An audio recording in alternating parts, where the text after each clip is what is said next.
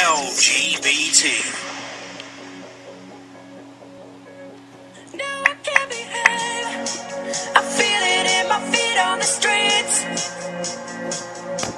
But don't you know, there's something I can feel when I breathe.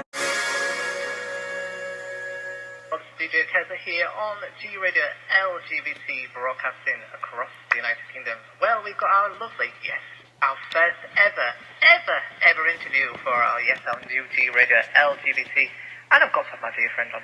I've got my lovely Joe McElderry.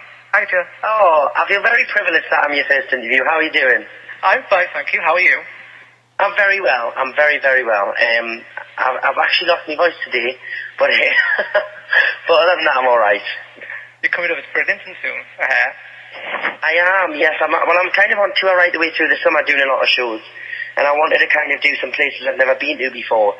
And, go to some seaside towns as well. Because normally when I do a tour, I kind of go like all the normals, Manchester, Glasgow, all the cities. So I kind of wanted to do some different places this time. So I'm really looking forward to it. We've done a few already, and the audiences have been incredible. So I'm looking forward to coming to Bridlington too. It's going to be good. It's going to get some bit of change as well. And you've got loads and loads of followers on Twitter this moment. I noticed everybody seems to be following you. Your progress, we're looking at the history of since you started from X Factor all the way through, Joe. Your career is absolutely fantastic. Yeah, I suppose I've been really fortunate to have a really strong core group of fans that have kind of really supported us through, the brilliant times, the strange times, the good times. There's been a lot of kind of dynamics to my career, from doing the opera stuff to signing to Universal. There's been loads of different things, and they've kind of, they've really kind of followed us through all of these different things. And sometimes I haven't even known what's going on, especially after the Opera Star show. I was a bit like, oh my god, this is so different. I wonder how they're going to react. And they're just so consistent, they're so supportive, so passionate. And I was just talking to somebody else about that today. They are the importance of my career. Without them I wouldn't be able to do it without their support. It's true, they really have the support completely. And I love the style where you've come from as being a singer myself.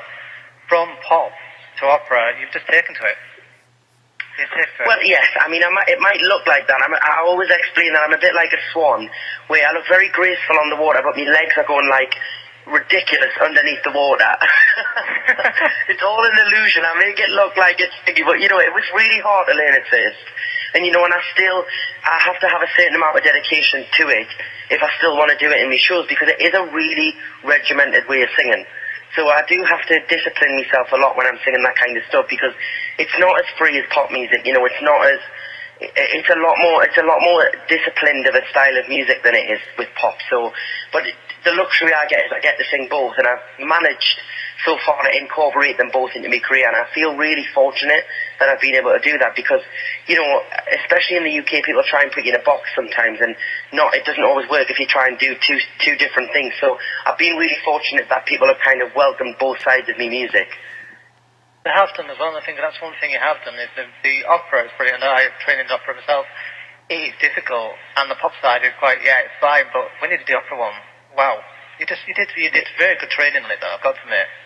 Well, yeah, it was very full on. It was exhausting, the training, but I learned so much, and it's great, because obviously when we're coming to Bridlington, the show's really fun because it's got so many dynamics to it, in terms of you have the pop stuff, the up-tempo stuff, then we take them through the opera stuff. It's great that I can show so many varieties in the show, and the band are incredible as well. They've learned all of the stuff, they play it all as well, and it's just brilliant. It's brilliant to be able to give an audience two different styles of music.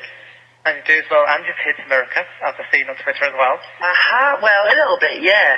I went out there for 2 shows when was it? On my birthday, June.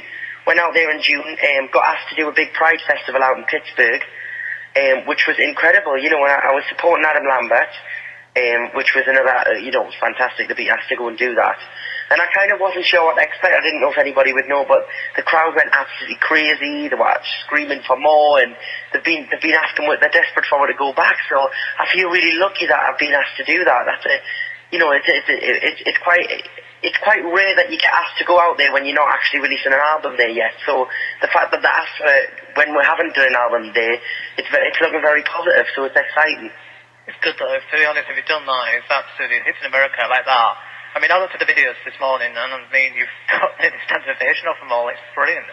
Absolutely fantastic. Do you know, the crowd were...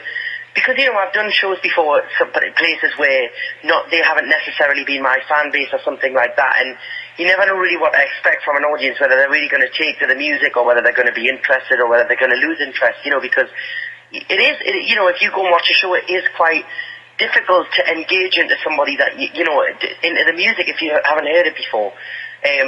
So I felt really fortunate. They were dancing, they were clapping, they were singing along. It was a really special weekend, and obviously to be on stage out there on my birthday was a great birthday present. It certainly was, to be honest. I think it's amazing, your career. You've done brilliant, Joe. I've got to admit, I've followed you from day one. And I followed you since I started the radio station, and we arrived when I met you in Leeds as well, and it was absolutely thundering and raining, drinking champagne. But that was a crazy day, wasn't it, to be honest? It was. But we coped, didn't we? We coped. Just about. Was there, who else was there with us? We were literally just covered in rain, weren't we? Well, I remember it was literally 5 minutes before I was due to go on stage, and it was that year where all of the flooding had happened, wasn't it? Yeah, that year, and I was literally grabbed you, and we went into the tent, didn't we? We just got absolutely poured it down.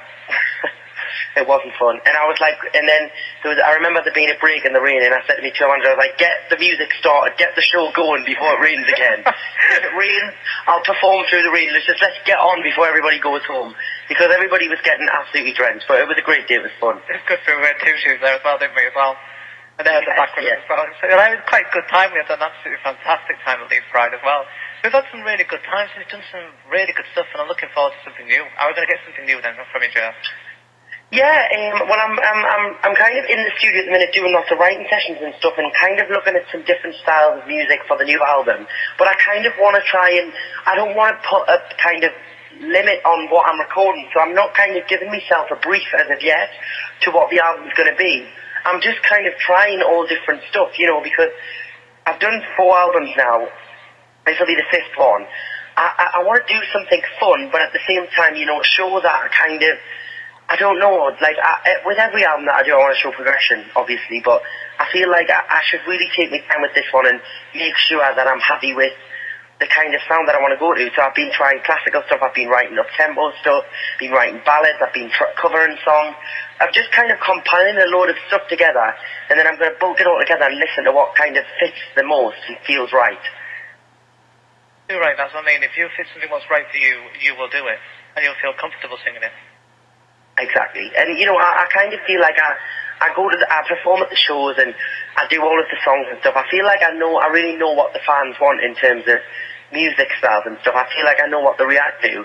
So I want to give them the kind of right thing and not just do something that I really want to do. I want to give them something that they want to hear as well, you know. It's kind of a work and collaboration. Because I could be very selfish and artistic and be like, well, this is what I'm going to do. But I feel like, you know, they've supported me and they come to the shows and they enjoy the music. It's their music as well, you know, and I feel like I want to do something that they will appreciate as much as I will. I do love Donna, who's been tweeting me as well. She always says to me, she loves your music. Bless her. There's loads of people coming forward who I know from Twitter because they're following through G Radio, and they're looking to let you know you're actually on now. So they're getting excited because it's going to be a surprise for them, to be honest. Oh, fabulous. So you've got people... Big shout out to all the Twitter followers then. Big shout out to them. And Diane Rourke tweeted me as well, and she's got me going sorting out the singing stuff as well, and all of these projects are coming through as well. So the projects you do for charity is unbelievable. I've just been talking to people about it now. Fantastic. Yeah, it is. I mean, I've done some actually like really big projects this year for bigger than ever actually this year. I've been asked quite a lot. I'm doing a big bike ride in August for the Teenage Cancer Trust called the Coast to Coast, where we do 150 miles over 3 days. I did the Dionne Warwick single back in I think it was May, April time. Yeah, we recorded a song for the World Hunger Project, which was incredible to record a track with her for charity. You know, that was brilliant.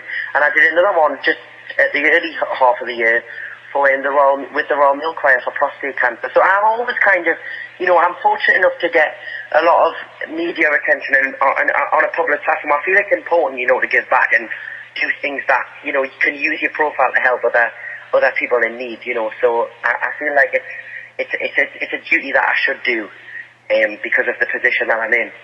I think that's what you do well as well. You always seem to do that. And I mean, the Royal Mail one was absolutely spectacular. Oh, thank you. Thank you very much. Kidding you. I was following you on Twitter for it and the Royal Mail as well. And the minute it hit me, it said, "Oh, please play our song." I said, the minute I said, "Joe," straight away on. I don't know, Joe. And it goes on straight away. And it went on straight away. And everybody seemed to me said, "Wow, that is an absolutely fantastic hit." Completely, because I know from my family experience what's going to happen to my family. I was in tears with it. Oh, bless you. Thank you very much. Well, they chose the song, and I think, you know, it's such an emotional track anyways that it was a no-brainer really. It was the one that they had to go with, so it was exciting.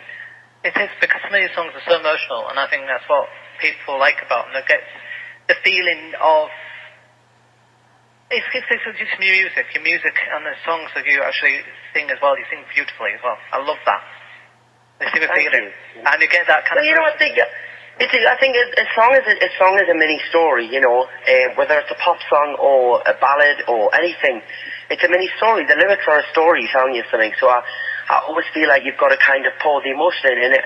And I feel like even if you're singing the most fastest song, you know, dance track or anything, it's still got lyrics that can mean something to someone. So you should really think carefully about how you sing it. True, absolutely. I agree with you totally. And it's great. I love the songs, and I love the songs, how you sing them and things, and people think of things as well. And I think that's a lot of the fans have been coming forward of it, and as well, you see them, you read the tweets and stuff, and you think, wow. Yeah, completely. And I think whenever I'm writing songs, I always kind of want to, I really want to kind of, I love that moment when a song comes on the radio or you're sitting in a car or somewhere and you hear the song and you think, oh my God, like that explains my situation right now, how I'm feeling. And I'm always really conscious about kind of writing it in that kind of conversational speak, so that people have that scenario with my songs as well, because I feel it's important just that people can relate to them and you're not just kind of, you know, obviously it's a personal song, but it's great to kind of include life experiences as well so that people kind of can relate to them. That's true, totally true, because it's that it does, totally does. And I think that's what people pick up on. They do. Yeah. Amazing, Joe. It's amazing. And not many singers have that. And you've got it. You've got it. Thank you. Oh, you're giving me lots of compliments. I really appreciate it. I'm telling the truth, and the listeners will actually say that as well. You do hit people's points straight away. They're going to literally the mud. Thank you. And I mean that's well, because it's the voice, everything from the singing and the writing and the music is brilliant. Thank you very much.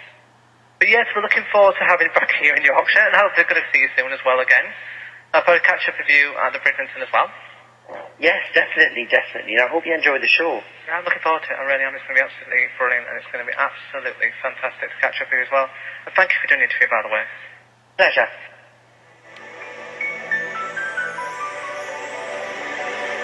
Si lo so, amore che io e te, forse stiamo insieme.